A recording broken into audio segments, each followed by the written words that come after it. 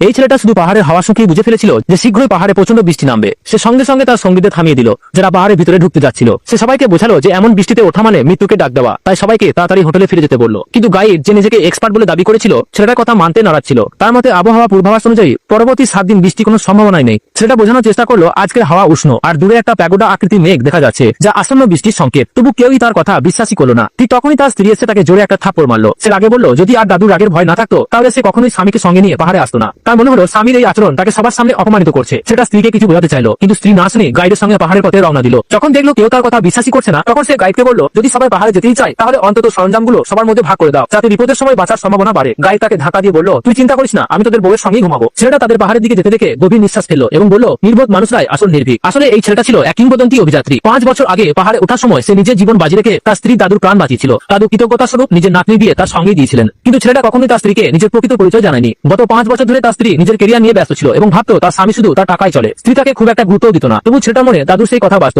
আমার নাতনি সবসময় খেয়াল রেখো। তাই সে 5 বছর আগে ধুলোমাখা অভিযানে ব্লেডটা বের করলো এবং একাই পাহাড়ের দিকে রওনা দিল। ওদিকে পুরো দলটি পাহাড়ের ভিতরে ঢুকে পড়েছিল। সতর্কবার্তা বোর্ডের পরে ঘন জঙ্গল শুরু হচ্ছিল। দলটির সবাই কিছুটা ভয় পাচ্ছিল বন্য প্রাণীদের কারণে, কিন্তু গাইড আত্মবিশ্বাসের সঙ্গে বলল সে যে লেক সাইড ক্যাম্প সাইট বেছে নিয়েছে সেটা সম্পূর্ণ নিরাপদ। যতক্ষণ সে আছে ভয়ের কিছুই নেই। গাইডের আত্মবিশ্বাস দেখে সবাই তার সঙ্গে এগিয়ে গেল। ঠিক তখনই আশেপাশে কিছু নড়াচড়ার শব্দ হলো। সবাই ভাবলো হয়তো কোনো বন্য প্রাণী এসেছে, কিন্তু ঘাসের ফাঁক থেকে বেরিয়ে এলো সেই ছেলেটা। সে সবাইকে জানালো তারা যে পথে যাচ্ছে সেখানে ভূমিধস হওয়ার প্রবল আশঙ্কা রয়েছে। এই কথা শুনে গাইড সঙ্গে সঙ্গে তাকে মিথ্যাবাদী বলল। এই মাত্র তো বলছিল বৃষ্টি হবে, এখন আবার ভূমিধসের কথা। সেটা পুরো পাগল নাকি? কেউই তার কথা বিশ্বাস করলো না। কিন্তু তখনই হঠাৎ আকাশ থেকে বৃষ্টি নামতে শুরু করলো। তার কথা সত্যি প্রমাণিত হলো। সে তাড়াতাড়ি স্ত্রীকে সেখান থেকে নিয়ে যেতে চাইলো, কিন্তু স্ত্রী দ্বিধায় পড়ে গেল। গাইড আবার বোঝাতে লাগলো এখানে এমন হঠাৎ আবহাওয়া বদল হওয়া স্বাভাবিক। হালকা বৃষ্টি ট্রেকিং এ কোনো সমস্যা করে না, বরং এতে ক্যাম্পিং আরো মজার হয়। ছোট ভাইও স্ত্রীকে বোঝালো গাইডের কথাই যেতে। স্ত্রী রাজি হয়ে গেলে ছেলেটা রেগে গিয়ে গাইডকে বলল তোমার সেফটি সচেতনতা শূন্য, তোমার কারণে সবাই বিপদে পড়বে। কিন্তু গাইড যে নিজেকে খুব অভিজ্ঞ ভাবতো, সামান্য বৃষ্টিকে ভয় পেল না। হঠাৎ ছেলেটার মনে কিছু অদ্ভুত লাগলো। সে মাটিতে শুয়ে কান লাগিয়ে মাটির আওয়াজ শুনলো। মাটিতে আর্দ্রতা ও হালকা কম্পন টের পেল। সঙ্গে সঙ্গে বুঝলো এটা ভূমিধসের লক্ষণ। তবু কেউই তার কথা শুনলো না। ছোট ভাই তো মোবাইল বের করে লাইভ স্ট্রিম শুরু করে দিল,